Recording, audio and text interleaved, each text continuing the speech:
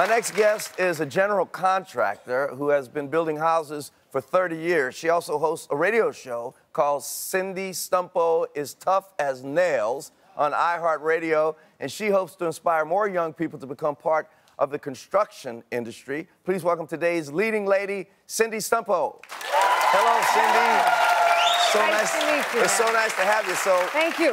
Give us a little history on how you got into construction.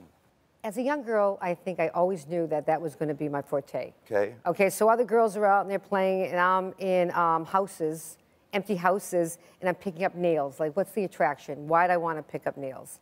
As I got older, my grandmother, we live in an area called the North Shore of Boston, and Christmas time comes, and all the lights are on a house. And I remember my grandmother saying, want to go look at the lights? Oh, yeah, absolutely.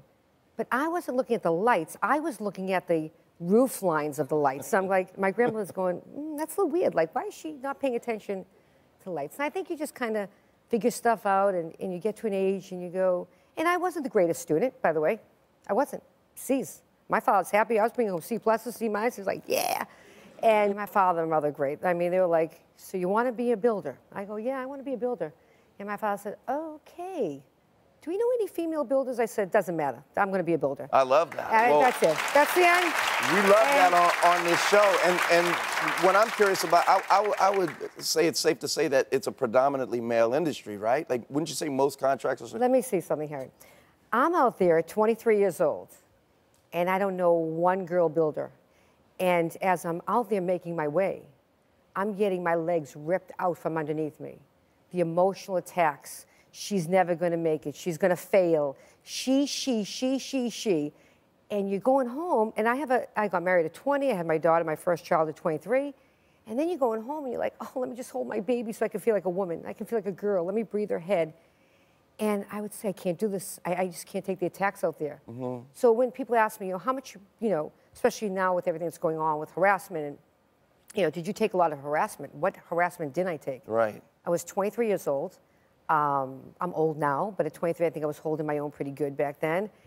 And I was just being told all Why'd the you time. stay? Why'd you stick around? Because that's just Cindy Stumpo. That's just who she is. So one of your big objectives in life is to encourage young people to go after vocational careers. Is that right? Here's what I see, Harry. And again, on my radio station, iHeartRadio, a couple months ago, I brought these kids on from Minuteman Technology. And we ended the episode with parents. And I'm a helicopter mom, so please, I should take some of my own advice. But I let my kids breathe. Everybody wants to say, my son the doctor, my daughter the lawyer. Well, that's great, but know who your kids are. Know who's college material. Know who's college material, but then can have a trade behind them. And know the son or daughter that you have that's just trade material. I'm just a general contractor, folks, but I own a multi-million-dollar company, and remember, I was that C student, D, C, D, okay? That's so great to know who your children are. That's such great advice for parents. You can't sort of force a square peg into a round hole. No, and we could have 3 kids from the same mom and dad, and they're all different. Raise your children differently, who they are. Sure. And by the way, we need vocational back in our house, back in our public high schools. They've stripped it down. Okay? I love it. So bring it back in and promote it.